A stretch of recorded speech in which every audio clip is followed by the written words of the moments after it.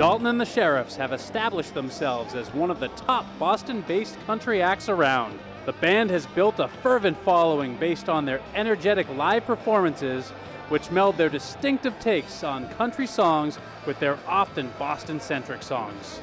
Last month, Dalton and the Sheriffs released a new single, Flying Down a Back Road, to critical acclaim. 16 and climb down a back road. Tonight, Dirty Water TV takes you inside the Brighton Music Hall for an evening with Dalton and the Sheriffs.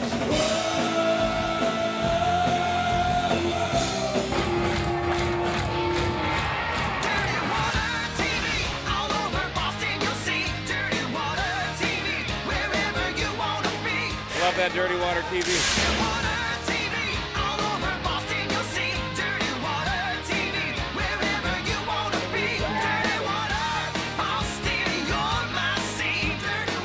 This is Ken Casey. I'm Huey Lewis. This is Steven Tyler.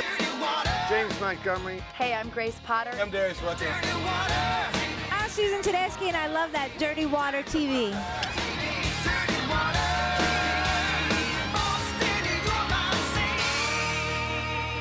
I love that Dirty Water TV. Ow! Hi everyone, welcome to the Dirty Water TV music series. I'm Kevin Flight. And I'm Erica Kilduff. And hey, we're coming at you from the Brighton Music Hall tonight, courtesy of our show's normal sponsors right here, the sweet taste of Jack Daniel's Tennessee Honey. Live Nation, Yep. Crossroads, all of our friends, we love them. But we're here tonight for Dalton and the Sheriffs, which is a weekly night, Friday night country at the Brighton Music Hall. Definitely an interesting crowd. Yeah, and I'm ready for a hoedown if you can't tell from the shirt here. Little plaid, little action. I'm just missing the cowboy hat. I obviously didn't dress for a hoedown. I didn't get the memo. But I'm wondering, are you a country music fan? You know, I've been known to dig the country music every now and again. Really? Like what kind of country? Are we talking like Garth Brooks country, Zach Brown? I'd say a little less twangy, a little more contemporary. The purists probably won't like me that much, but hey, that's what I'm into. It's hot now. I think you might like Dalton and the Sheriffs then. They did open up for a Zach Brown band at House of Blues. It's good, yeah. They're definitely up-and-comers, not just on the Boston scene, but we see them being players on the national scene as well. Oh yeah. And this is a huge night. I mean, this crowd is going to be packed in a little while, so you definitely want to check it out every Friday night here. And it's free. You can come in here for Friday night country. And if you're a college student, like free is like gold. But hey, it is an action-packed show this evening. Tons going on, not just Dalton and the Sheriffs, but a good chunk of Dalton and the Sheriffs here. Here's what's on tap tonight. Sarah Rodman has a sit-down interview with Dalton and the Sheriffs as they prep for their Friday night residency here at Brighton Music Hall. Jay Anderson introduces us to Time Flies, the exciting duo who combine elements of hip-hop, pop, electro, R&B, and rap. And Sarah Rodman will be back again with her music scene as she checks out the area's hottest upcoming shows. But first, Sarah Rodman takes us backstage with Dalton and the Sheriffs. And that's tonight's Big Ticket, brought to you by Higgs Tickets. Thanks, guys. I am here at the Brighton Music Hall with the excitable Dalton and the Sheriffs, who are playing tonight, and who, in fact, are playing through infinity, apparently, every Friday night at the Brighton Music Hall. And if you have not heard of them yet, you will be hearing about them soon. They are one of Boston's premier country bands. Can I say that? One of Boston's premier country bands? We will accept it. I don't know if we can say it, but we definitely don't mind. So tell me, how did you guys hook up with this gig? What a great gig. We have been playing around the city of Boston for a couple of years now, and we have been lucky enough to forge some relationships with the radio station and the guys from Crossroads, and we got to do the after party the last few years for the country concerts at Fenway over at the House of Blues. So after Jason Aldean and after Miranda and all those shows. Exactly. This year we actually headlined the House of Blues after that show, and we had a really good turnout, and they bring a certain energy to the experience. People tend to have a good time. It's a really cool crowd that comes out. And how did you all get together? We've been playing together forever. This is actually my brother. How long is forever? Since we started playing music, so we all grew up together, Sean and Mike and I. Mike's my brother, and we played in a bunch of bands over the years. So how long have you officially been Dalton and the Sheriffs? Our first official group performance was around 2009, and I filled in for a band that they needed a singer on last minute. So basically you edged somebody out, is what you're saying. Sort of. Drama, this is good. Well, this no, is how it was all a good completely different band, and what happened was I can sing country because of my voice register, kind of a natural storytelling with a deeper voice kind of thing. So we started playing more and more, just kind of in the acoustic setting, and all of a sudden there was a little call for it when it came to the music. So I would say the band itself probably got pretty serious around 2011. And what are you policing? Why are you sheriffs? You know, it was one of those things, and we were trying to think of something.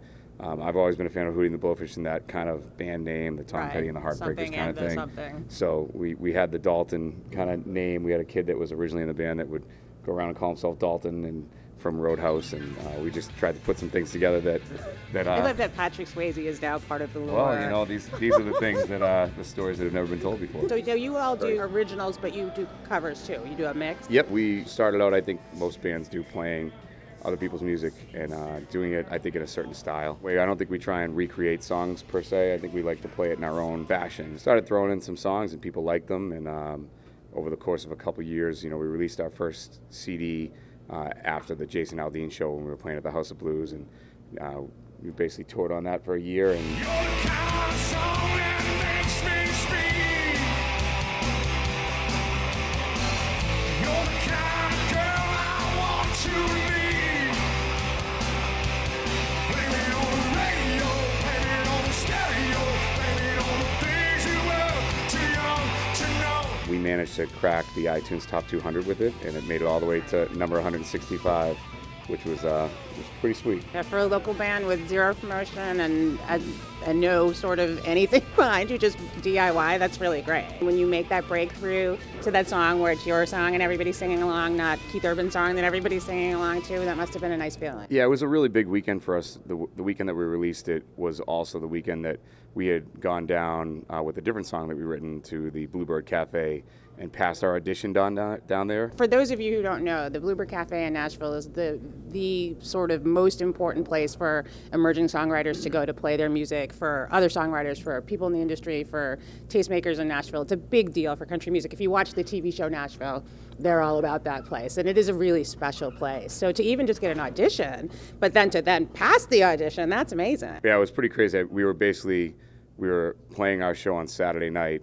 and we played on stage in Nantucket till 11, and we had to be in line at the Bluebird by 10:30 a.m. on Sunday, in the middle of winter with no ferries running.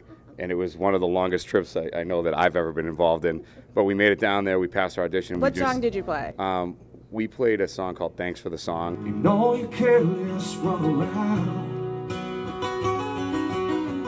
Ain't much round here that I plan to take along.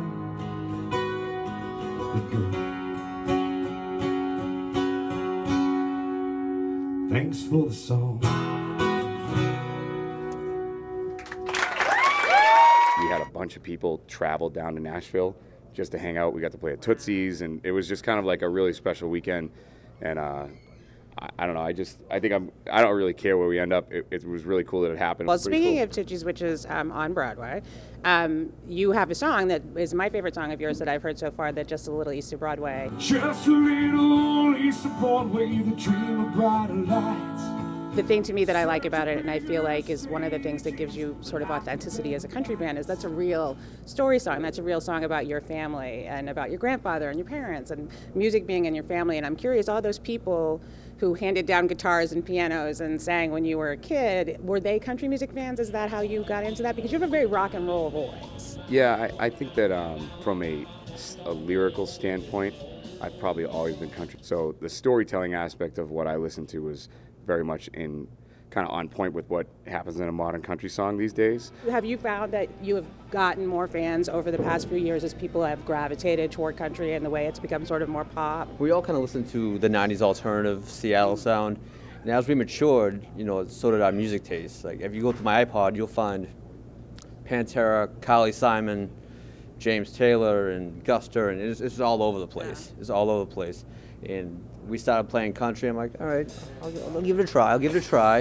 And it's like all I listen to now. It's awesome. So what are you guys listening to now in terms of contemporary country? I'm a big fan of Jason Aldean, a lot of Luke Bryan. I think there is that transition in modern country today where you're hearing a lot more guitar solos, a lot more mixing of the rock and country genre, which which is a good fit for me. So it's Dalton and the Sheriffs. Check them out on Facebook, check them out on Twitter, check them out here at the Brighton Music Hall every Friday night, pretty much for the next few months, right? Correct. So if you got a free Friday night, this is the place to be. Thank you guys so much for joining us. We really appreciate it, and have a great show tonight. Thank you so much. That's tonight's Big Ticket, brought to you by Higgs Tickets. Here's what else is going on around town.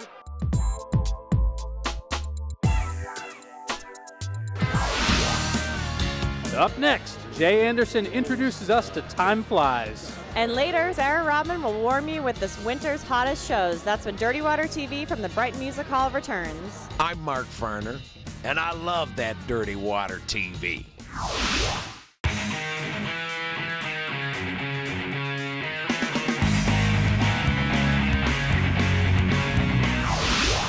Everyone, welcome back to the Dirty Water TV music series presented by Jack Daniel's Tennessee Honey. I'm Kevin Flight. And I'm Erica Kilduff.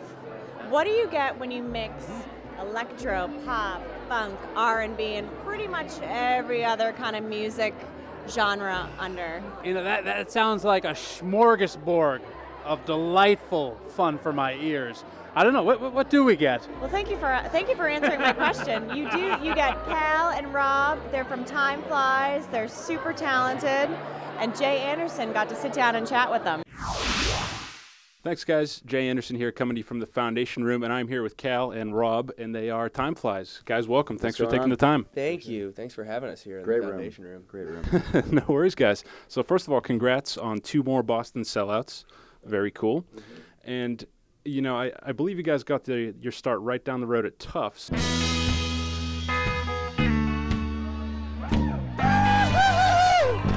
get on your feet, everyone! So do you treat these as hometown shows? Yeah, we do. We were just talking about that. When you mentioned Boston schools, you say, you know, Time Flies Tuesday, we started out just down the road. It gives you chills. Like, it happened right here. Thank you! Thank you! Wrap! We are the ride! Fired up, baby! Incredible. It's amazing. Cool. And how about your guest list this evening? How's that looking? It's looking steep. It's looking steep. We got tour manager right over there making faces at us. He hates us because it's a long list. So back to the Boston start. Take me back to your formative days, man. Let's hear what brought you guys to 2 more sellouts. We're messing around, recording. We've just put out All Night. This is in October of 2010. We just start putting out music to the blogs, and then we start messing around doing this thing called Time Flies Tuesday. Then we started realizing what was going on a show on Drive. Just drove down from Boston for a big show tomorrow night in New York City. Treating the car like a studio right now. You gotta check out what we're working on. Join us. A real demo. 9% battery life. Just get going. Woo! Time to head home. Been driving too long, baby. Started doing freestyles, covers. And 2 years later, we're still here. And not to lose my man card on this, but back to the Time Flies Tuesday, you guys actually covered Under the Sea. Yes. How does that jeopardize your man card? Yeah. I don't know. I'm just putting it out there. I don't know who's watching this, but just in case, huge Little Mermaid guy. But I thought that was kind of cool. That jeopardizes. You know. My mom got me a steel drum for graduation, actually, from college, and that was the only song that felt like I should play.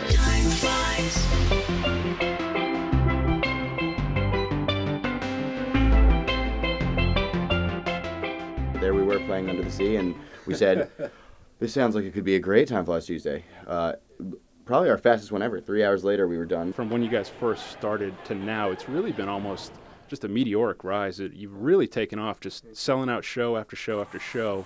And so fast forwarding a little bit to After Hours, comes out in April. It goes right to the top of the charts, iTunes #1, all that good stuff. Does that go right to your head? On the one hand, it feels great. So let's not joke around and say we weren't so pumped every time. Right. But honestly, every time I feel like we hit a milestone or hit one of our goals, it's like, that was awesome, but what's the next goal? It's motivation. So, and there's always something to humble us. I remember when we released the Scotch tape, and it got into the top 10, which we didn't even know we were going to see it on iTunes. Yeah. We were like on a train ride from Jersey to New York City, watching it watch the throne. So we were like, there's always There's always Tony humbling. Bennett there to stop you. And hate that guy. Yeah, no, I love that guy. He's actually collabing on our next single. Is he really? Well, one thing too, I read an interview. One of your goals for this record was to make an album where nobody hit the skip button. Exactly. I thought that was kind of cool. And do you think you accomplished that? I think we did. No, I feel great about this album. I think we were really happy with it. And we did everything independently on our own, and this time we were able to get our label partnered with a major label, so we were able to see kind of what goes on behind the scenes and all that stuff. There's a lot of collaborations on After Hours. First of all, was there any one of those? Was it T-Pain or Katie Sky or whoever it might have been that just blew you away? And with your new stuff, do you kind of see yourself continuing down that I think road? there is nothing cooler than getting an acapella from T-Pain. Having T-Pain in your email, is like, oh wow. All those cool people. That Katie Sky, when we first heard her sing the chorus, was an absolute over showstopper an acoustic for us. guitar with like a microphone. It was the worst recording you've ever heard, and it was the best song you've ever heard. So.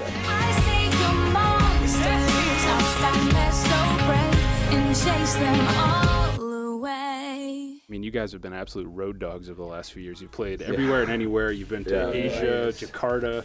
I don't even know where that is. And, and so how is that work for you? Is that a means to an end, or is it something you truly enjoy? So touring is definitely, I think, the more tiring aspect of our job. It's work. The in-between's work. Right. The stage is great. Like, Once you're on stage, even if, there are nights where we're super tired or super sick and having 103-degree fever, and then you're out there, you're like, I feel great. Like, whoa. We love being home and making music, and I wish that we could be able to do both. That said, this tour, we got our own rig, and we've been probably recording more music on this tour than we were off tour for the month before. So, it's you have to get in the zone. Thank you guys very much for taking the time to chat with us. Sure. You at home, head over to timefliesmusic.com, pick up After Hours, and back to you. Up next, Sarah Rodman will warm you with this winter's hottest shows. That's when Dirty Water TV from the Brighton Music Hall returns. I'm Susan Tedeschi, and I love that Dirty Water TV.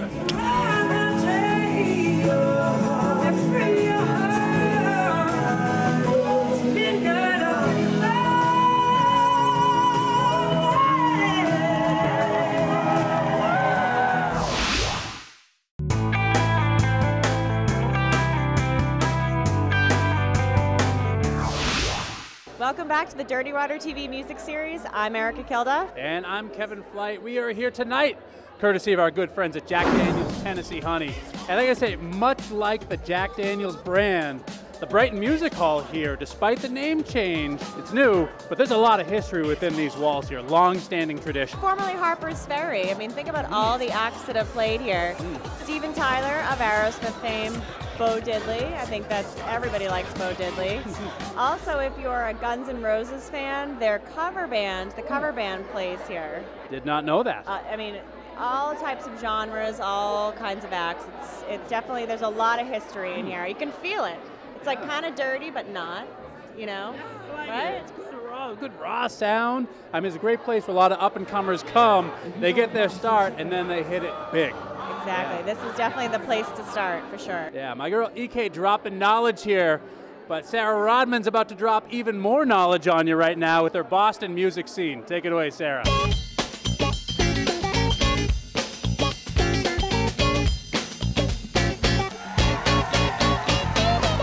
I am here to tell you about reasons to come out of your warm house this winter to actually go see some rock and roll. I promise you there are some shows that will be worth it, and hopefully these are some of them. The first one I'm super excited about, and any self-respecting Boston rock fan should be excited too, is Extreme. It is the 25th anniversary of Porno Graffiti. Don't act like you didn't have it. Don't act like you don't know all the words to More Than Words, because you do. And you want to come out and sing along with them with Extreme on January 21st at the House of Blues. Okay, where are my Sons of Anarchy fans? The best co-star of this season of Sons of Anarchy, that's right, Marilyn Manson is also playing at the House of Blues. So if you want to get out of your house and experience some of the horror and the shock and the excitement and the heavy rock and roll that is Marilyn Manson, you can do that on January 28th at the House of Blues. You know what's a good day for a white wedding? January 31st, because that's when Billy Idol is playing the Orpheum. Yeah, I just went there. So Billy Idol actually has a brand new album out, and if you were a fan of his snarl and his fist pump and his excitement in the 80s, you will find things that you probably will enjoy on that new album and on this show. He looks very much the same, perhaps suspiciously the same, but he sounds really good. and he's playing at the Orpheum Theater on January 31st. Speaking of the 80s, I know this much is true. Spandau Ballet, that's right, Spandau Ballet, is playing February 5th at the House of Blues. You should go find out what their other songs were called, but you know that you loved that one. And it has to be said that the lead singer of Spandau Ballet has been playing these festival shows over in England, and his voice is in remarkable shape. He sounds really good, and so hopefully the band will sound just as good February 5th at the House of Blues. And for all of you who love Sam Hunt and his hot look and his hot sound, whose album just came out last week and is tearing up the country charts, he is playing at the House of Blues on February 12th.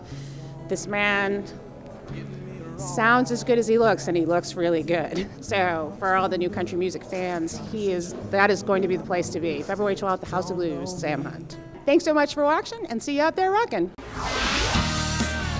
Up next, Dalton and the Sheriffs take the Brighton Music Hall stage.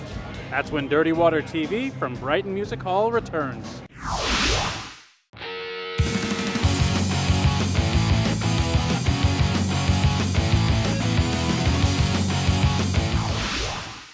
Welcome back to the Dirty Water TV music series. I'm Erica Kilda. And I'm Kevin Flight. We are here again at the Brighton Music Hall, courtesy of our good friends at Jack Daniel's Tennessee Honey.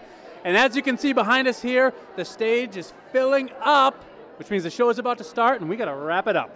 We want to thank a few other people, though, Crossroads Presents and Live Nation, because in addition to Jack Daniel's Tennessee Honey, this wouldn't happen, so thank you very much. Yeah, of course, thank you to Time Flies and Dalton and the Sheriffs here for allowing us to shoot everything. It's been a packed show. We're super appreciative. Yeah, exactly. And we got a little saying around here. We're ready to wrap things up. You know what that is, EK? I do know what it is, KF. The weekend may be over, but the party never ends on Dirty Water TV. Let's kick it up to the stage now for more Dalton and the Sheriffs. Catch y'all next time.